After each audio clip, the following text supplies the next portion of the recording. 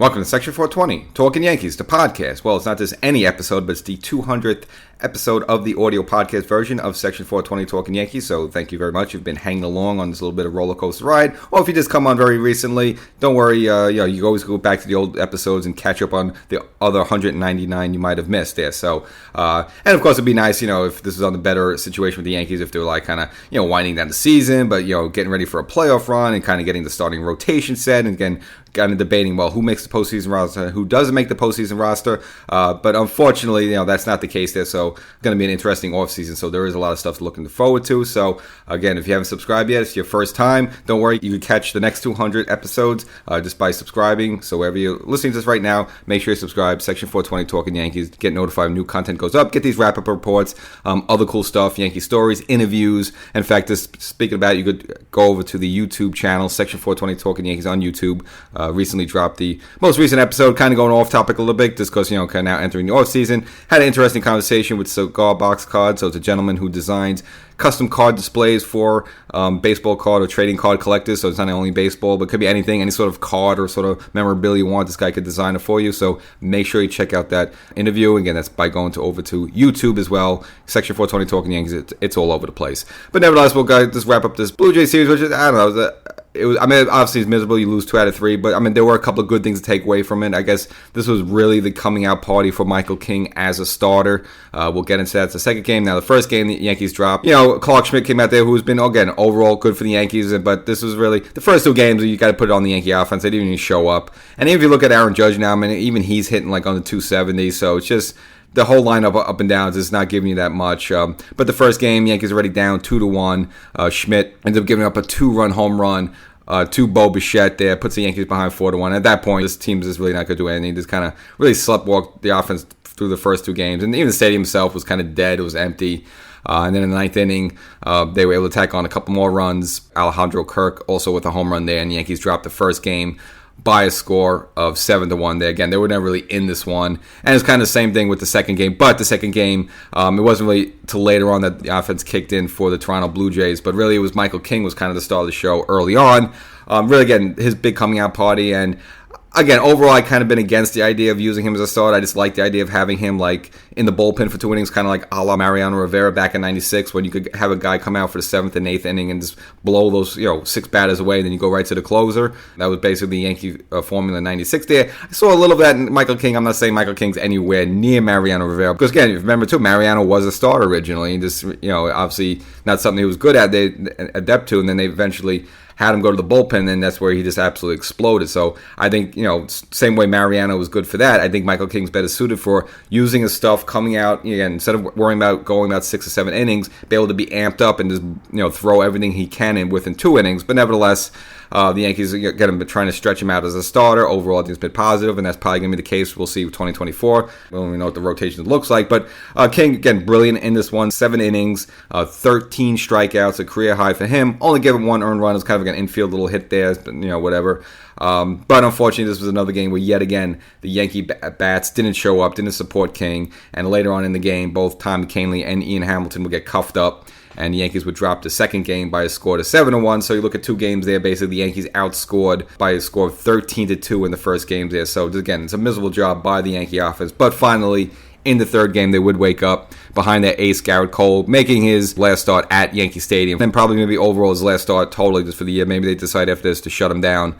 Boone did go the distance with him. So Cole with a great performance. Should be the American League Cy Young Award winner, and, just probably just the one bright spot of this Yankee season. Was brilliant for the Yankees. Now, they got him some run support early on, 2 runners on in the bottom of the first inning. Jake Bauers with his 12th home run of the year. It's kind of a home run there, kind of slicing, just snuck in there, the right field pole. And then from there, this Cole is dealing filthy as ever. 8 innings, 9 strikeouts, only gave up 1 run, and really it was from a wild pitch he threw. So it wasn't like, somebody gave up a home run or something like that. And then brought in Clay Holmes, who again hasn't pitched in a while. He struggled a little bit, so it wasn't a great outing by Holmes, but eventually was able to lock down the game in the 9th inning. The Yankees come away with a 5-3 victory again, but the star would be Gerrit Cole. Again, 8 innings of brilliant work. So again, this really should have been a good series where you're talking about King and Cole, King Cole. Maybe that would have been the headline. But of course, the second game there, Michael King got no offensive support there.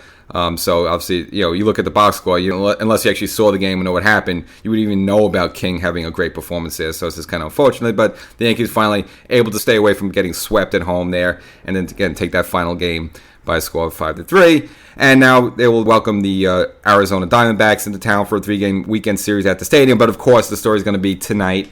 It's the quote-unquote fire, I guess we could call it the hashtag Fire Cashman night. Kind of mentioned a little bit, maybe here, definitely mentioned on the YouTube version of the show. The gentleman, Jonathan Maspeth, that's his Twitter handle, organizing a little get-together there in the right field bleachers there at Yankee Stadium tonight. Basically, it's going to be the Fire Cashman night. So basically, it's bring your signs, put brown bags over your head, and this is going to be about booing Cashman, chanting Fire Cashman. I don't think Hal's going to hear that. Whatever Hal decides to do this offseason, and it's going to have nothing to do with this. So this is just a little stunt. But hey, look, at the end of the year, you got nothing to do. You want to have some fun, go ahead, do it. I don't think it makes a difference either way. But, it's going to be interesting, what kind of crowd is there tonight. I saw one thing where supposedly the Yankee organization is not happy with this. They've been trying to combat this or try to at least stop the spread of this online. And I don't think it was true or not, but I even saw one thing where supposedly on StubHub they took down people being able to buy tickets to this Friday, September 22nd game. Well, I looked more recently, it was still listed there, so you can buy a ticket if you want to go there. So I've heard these things. I don't know if there were rumors or not, but it just seems like this is really the first time the Yankee organization has had something like this. Again, this is an organization that's been pretty successful over the past 30 years. So there hasn't been any of these sort of stunts. So you see this in Pittsburgh, you see this in Milwaukee, you see this in whatever. This name of talent has been this has been terrible. Maybe Baltimore as well. Obviously now they've recouped themselves, but some organizations in cities like Oakland, I've seen this with the sell the team. These stunts you see with other teams, you don't see this with the New York Yankees like this, because so I'm sure they're embarrassed by it. So this is going to be interesting to see how this all turns out tonight. Again, it's not something that this organization or this fan base is used to. So that that'll be that. Now the news off the field, they did, as I mentioned, go ahead with the Tommy John surgery for Jason Dominguez. So that happened on Wednesday the 20th. Looked like everything went well. They released some pictures afterwards. He was kind of drinking. Looks like he was drinking a seltzer, a ginger ale there out of the straw. But thumbs up. All looked well. But other story out there as well is Ohtani. Now he's going to have also surgery. They're going to look at that. Now, interesting in him, the doctor claims that by the start of the 2024 season, he'll be able to hit and be a position player with no restrictions, but he's not going to be able to pitch till 2025. Now, it's going to be interesting because obviously he's going to enter the free agency this year. Now, does that make any difference on his price tag, more or less? I mean, you could still get him as a pitcher as well, so he's still a two-way player, but you're going to have to wait till 2025. So I don't think it affects it too much, maybe a hair tick. Basically, with the Tommy John surgery he had a couple years ago, they're going to reinforce it, which is well, why didn't you reinforce it the first time? So that's kind of the name of this procedure. It's the reinforcement of the Tommy John.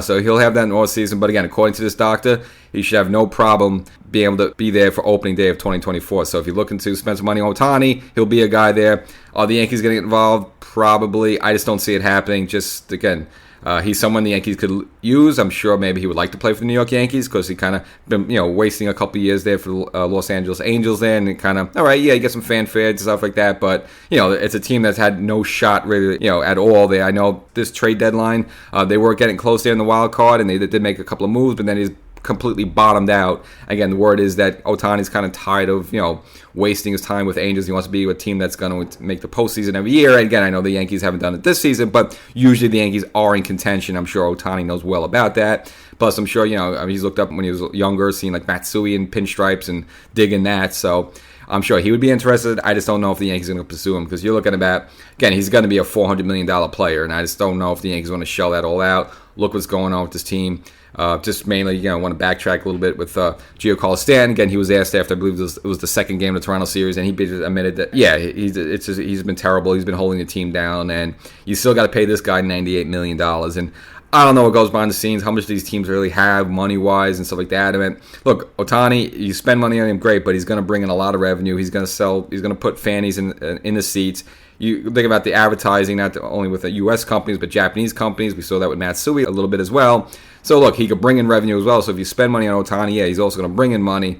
I just don't think, again, after the $360 million they shelled out for Judge and $160 for Rendon, are they now going to fork over $400 million for this guy? Hey, I'd be all for it, but I just don't think it's going to happen. More than likely, I can see them going off the Yamamoto, the pitcher. Again, he's 25 years old. Again, he's a one-trick pony. Just worry about him pitching. He's probably not going to cost $400 million. He might cost maybe a little shade over $200 million. But here's a guy, again, he's 25 years old, very young yet. And, of course, he's going to be pitching right away versus Ohtani. Now, you look at Ohtani anyway more as a position player. But Ohtani, again, if you want him pitching, you have to wait till 2025.